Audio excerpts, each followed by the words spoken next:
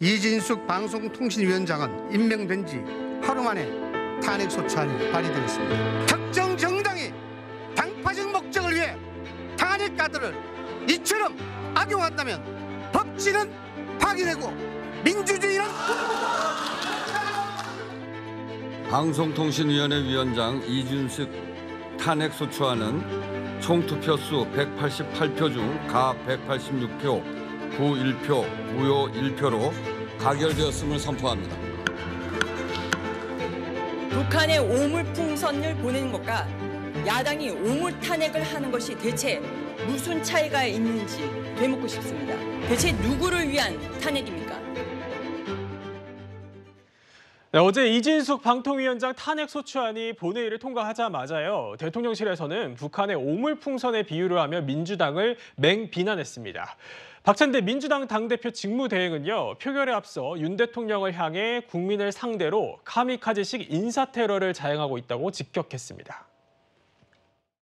국회는 오늘 방송 장악 부역자 이진숙을 국민의 이름으로 탄핵합니다. 부패비리 혐의자 이진숙 임명 강행부터가 이미 원천 무효입니다. 1분 1초도 방통위원장 자리에 있어선 안 될 인물입니다. 모든 사태의 최종 책임은 윤석열 대통령에게 있습니다. 대통령은 공영방송 강탈을 위해 이동관과 김홍일, 이진숙을 차례로 앞세워 국민을 상대로 한 가미카제식 인사 테러를 자행했습니다. 네, 홍석준 전 국민의힘 의원 자리해 주셨습니다. 홍 의원님, 이진숙 위원장 탄핵안 처리를 두고요. 영상을 보면 대통령실과 민주당 그야말로 전면전으로 가는 분위기 같아요.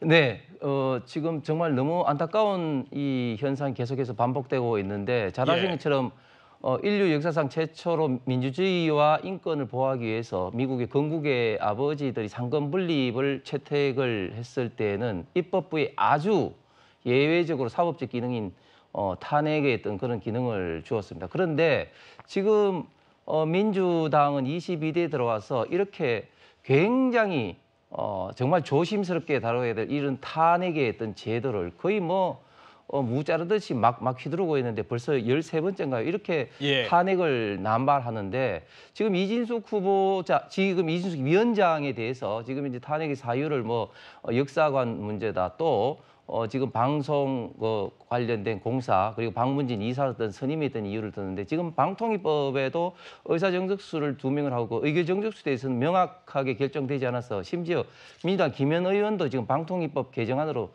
4명의 방통위원회 의결정적수를 두는 걸로 돼 있습니다만 어쨌든 분명히 탄핵의 사유가 안 됨에도 불구하고 이렇게 탄핵을 남발하고 국정을 마비하는데 지금 20일이 들어와서 지금 제안된 법안이 지금 2,289개인데 이런 어떤 법안 처리도 지금 전혀 지금 되고 있지 않은 그야말로 정말 안타까운 상황이 계속해서 반복되고 있는데 이런 상황들은 아마 민주당에서도 제가 알기로는 굉장히 내부적으로도 지금 현재 심각한 어떤 문제라고 차츰차츰 내부적으로 인식하고 있는 것 같습니다. 그렇군요. 이진숙 위원장이 임명되고 사흘 만에 직무 정지가 된 겁니다. 사퇴를 안 하고 헌재 판단을 받겠다 이렇게 밝혔는데 이현주 위원님, 네. 앞서 이동관, 김홍일 전 위원장과는 좀 다른 선택입니다. 왜 그런 배경이 있다고 보십니까? 이동관 전 위원장 같은 경우는 3개월 만에 본인이 이제 탄핵 소추를 앞두고 사퇴를 했죠. 예. 왜냐하면 방통위 업무를 중단시킬 수 없다라는 이유로 이제 사퇴를 했고요. 그다음에 김홍일 위원장도 6개월 한 3일인가요? 만에 일단 탄핵 소추가 되자 본인도 사퇴를 했습니다. 네. 또 마찬가지로 이상인 전 이 대행 같은 경우도 마찬가지로 그렇게 사퇴를 했죠. 네. 그러니까 이게 지금 3개월, 6개월, 심지어 이제 이진숙 위원장 같은 경우는 하루 만에 탄핵을 소추를 했지 않습니까? 소추안을 냈는데 그러니까 이렇게 될 경우에 사실은 민주당 내에서도 그런 이야기 합니다. 이 인적 네트워크 고갈될 때까지 하겠다라고 이야기를 하잖아요. 예. 그러니까 세상에 참 이게 아마 해외 토픽감인 것 같은데 하루 근무한 사람을 탄핵한다는 것 자체는 있을 수가 없는 일 아니겠습니까? 뭘 했나요? 지금 탄핵 사유로도 보면 2인 체제로 운영했다는 것인데 자, 2인 체제 누구의 귀책 사유인가요? 왜냐하면 민주당이 지금 추천하지 않아서 그렇습니다. 그리고 네. 이미 헌법재판소가 지난번 KBS 시청료 문제 관련해서 헌재 판결에서 2인 체제가 부적절하지만 위법은 아니다라고 이미 결론을 내린 바 있어요. 자, 그리고 기피 신청 문제인데 과연 그게 지금 기피 신청을 본인이 의결했다고 해서 그게 과연 탄핵감이 될 수 있을까요? 예. 그러니까 하루 만에 어떤 탄핵한다는 것 자체는 이거는 거의 코미디 같은 상황입니다. 저는 거의 이거 국정을 방해하는 그런 행위라고 보는데 결국은 그렇다 보니 이런 야당의 어떤 탄핵 폭주에 대해서 이제 뭔가 헌법재판소가 일단 브레이크를 걸어야 된다. 이제 이런 차원에서 이번에 이진숙 위원장만큼은 일단 예. 이 탄핵 심판을 실제로 받아서 앞으로 이런 사유로 이 야당이 탄핵할 수 없도록 그렇게 네. 하겠다는 것이고 또 하나는 이진숙 위원장이 이제 하루만 근무를 했지만 실적으로 이제 박문진 이사진, KBS 이사진에 대한 인사를 단행을 했습니다. 그러니까 현실적으로 가장 급한 불은 일단 끈 거거든요. 그렇기 때문에 아마 이 정부 입장에서 보면 일단 이번 사태 같은 경우는 일단 이 법적으로 더 이상은 탄핵 인원 소추라는 이야기를 할 수 없도록 헌법재판소의 판단을 받아보겠다라는 입장이 강한 것 같습니다. 네, 최 교수님 좀 어떻게 보시나요? 근무 하루 만에 초유의 탄핵 소추안이 발의가 된 건데 어떤 좀 배경이 있다고 보십니까? 일단 1차적으로 뭐 나중에도 얘기 나누겠습니다만 예. 박문진 이사 선임 과정과 KBS 이사 선임 과정의 적법성 문제예요. 물론 2인 체제를 하는 것도 근본적으로 문제가 있다고 봅니다. 합의제 기구로 5명이 함께 회의해서 합의해서 하도록 만들기 위해서 방통위원회를 그렇게 5명 구조로 만들어놨는데 2명이서 대통령이 임명한 2명이서 모든 걸 하는 것도 근본적인 문제고요. 또 하나는 원래는 이사들에 대해서 면접을 다 합니다. 면접을 하고 그리고 나서 결정을 하는 건데 그날 보니까 80여 분 되는 분들을 90분 안에 했더라고요. 한 명당 1분이에요. 면접을 거의 안 하고 한 것 같아요. 서류 심사만 갖고 한 것 같은데 미리 다 정해놓은 게 아니냐 이런 의혹이 드는 부분도 있고요. 그 절차상의 문제가 있고 또 하나는 원래 그 박문진 이사진의 재척 사유에 보면 그러니까 이런 사람은 안 된다고 하는 재척 사유 두 번째가 뭐냐면 정당에 가입돼 있으면 안 됩니다. 네. 근데 정당 가입 여부를 각 정당이 문의를 했는데 민주당과 조국혁신당은 회신을 안 한 상태예요. 그럼 국민의힘에서 온 것만 가지고서 판단한 건지 왜 그러면 민주당이나 조국혁신당에서는 정당 가입 여부 확인도 안 해줬는데 어떤 절차로 그 사람들이 정당에 가입해 있었는지 또 하나의 조건은 정당 가입 이후에 탈퇴하고 3년 이상이 지나야 되거든요. 그런 부분들은 제대로 점검이 된 건지 이것도 지금 문제가 되고 있는 상황이고요.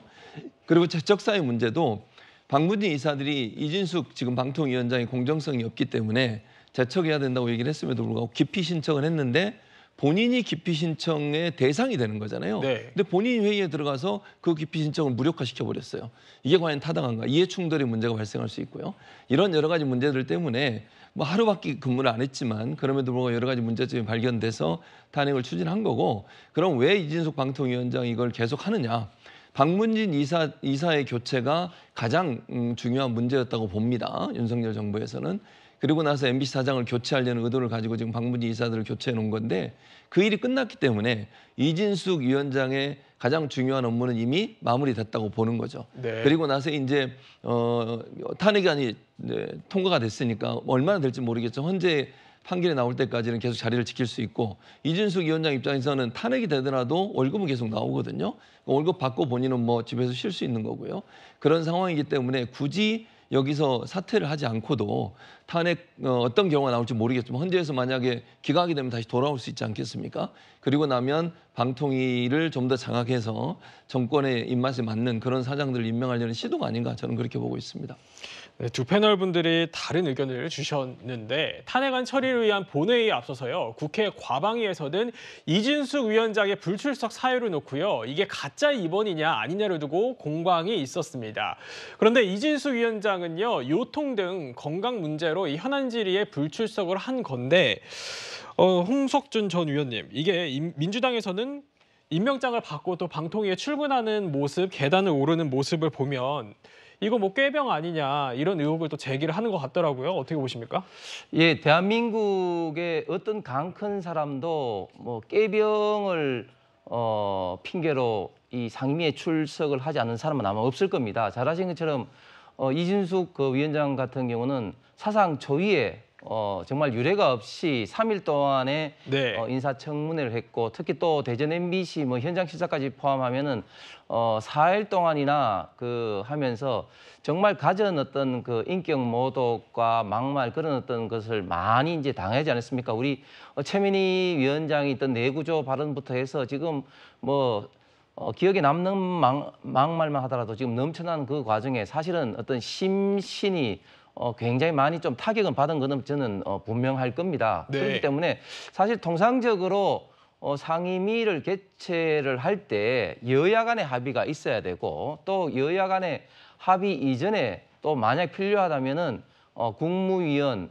각부의 어떤 장관과 어떤 그런 협의를 하는 게 당연한 어떤 상례입니다. 그런데 지금은 민주당은 탄핵 소추는 탄핵 소추대로 하면서 또 현안 질의를 위해서 또 방통위원장 이진숙 위원장을 부르면서 또 몸이 안 좋다는 그런 어떤 걸 꾀병이라고 몰아붙이는 것은 제가 볼 때는 국회 이전에 너무 좀 인간적으로도 이건 너무 심한 게 아닌가. 완전히 이거는 사전에 협의도 여야 간의 협의도 하나도 없고 그리고 어떤 그 부처 간의 어떤 협의도 없이 일방적으로 정해놓고 이게 안 온다고 해서 꾀병이다. 이거는 정말 민주당이 국회를 다수당으로 이끌어가는 데 있어서도 저는 굉장히 지금 파행적 운영의 하나의 어떤 직접적인 증거라고 보여집니다. 예, 김수민 평론가님, 그런데 여당에서는요, 탄핵안 처리를 앞두고 출석 요구를 하는 건 뭐냐, 이거 뭐 괴롭히려고 부른 거냐, 뭐 이런 주장이 또 나오더라고요. 어떻게 보십니까? 네, 이진숙 위원장이 파면이 된 것이 아니죠. 아직까지 뭐 탄핵 소추안만 의결이 된 수준이고 또 탄핵안 처리에 앞서서였다면 더더욱이나 부를 수 있는 겁니다. 일반 시민들도 증인이라든지 참고인으로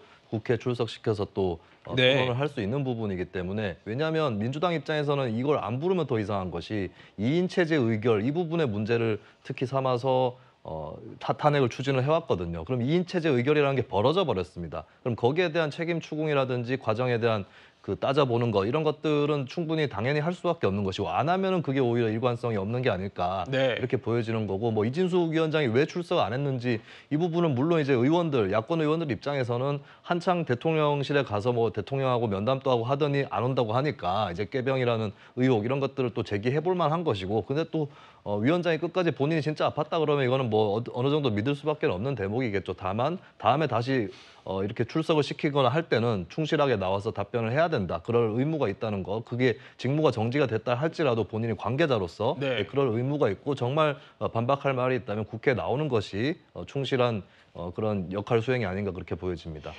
네, 그렇군요.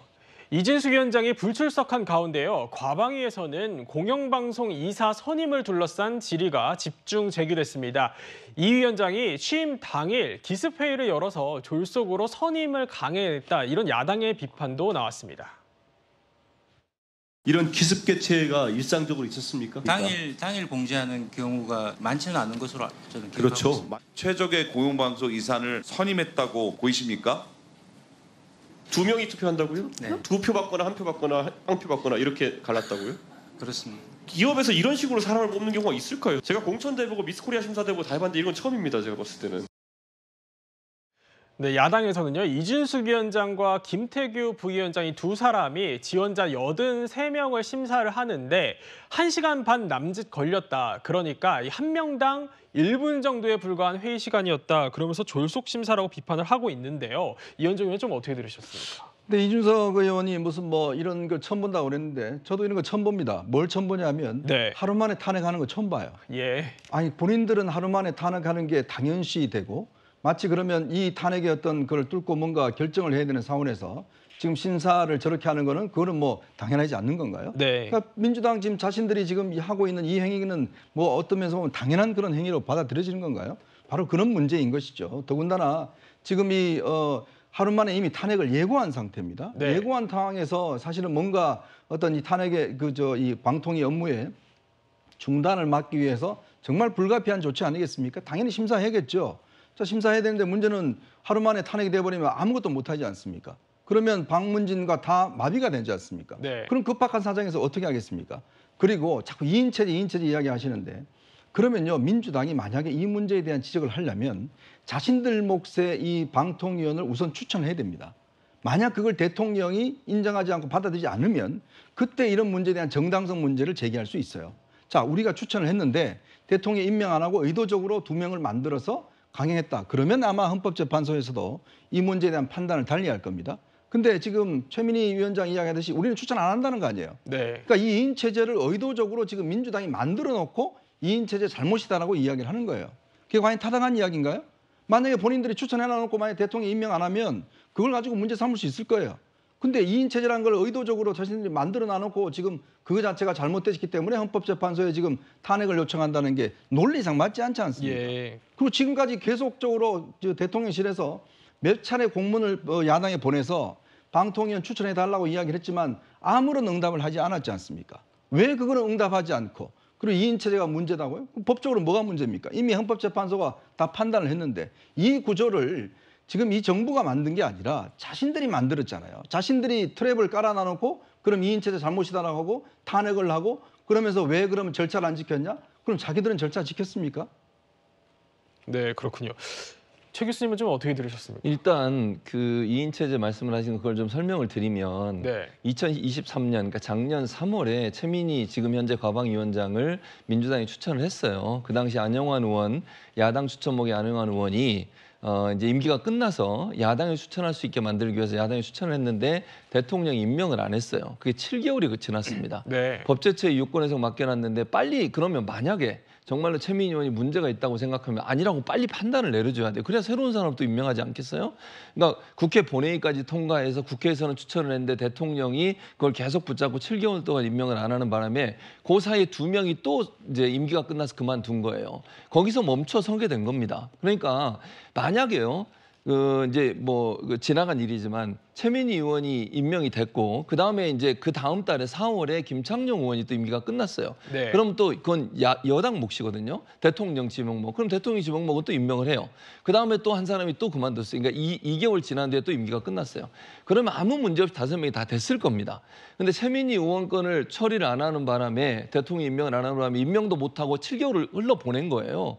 그러면서 문제가 발생하게 됐다고 저는 봅니다. 그러니까 뭐 지금이라도 하라 이렇게 주장을 할 수는 있지만 이 문제의 출발점은 윤석열 대통령께서 최민희 의원을 만약에 그때 임명을 했다고 하면 이런 문제가 발생하지 않아요. 그런데 이게 그런 과정을 지금까지 왔다는 말씀을 드리는 것이고 두 번째는 지금 현재 이게 뭐 절차적으로 보면요. 관례적으로도 회의는 3일 전에 안건을 반드시 위원들에게 통보하게 돼 있고요. 방통위 회의 절차를 보면 그리고 하루 전에는 반드시 공개적으로 어떤 회의가 이루어진다고 얘기해야 되는 겁니다. 근데 그런 얘기를 절차 없이 그냥 바로 재가가 난 날 임명장도 받지 않은 상태에서 이진숙 위원장이 가서 그 모든 일을 처리를 하셨어요.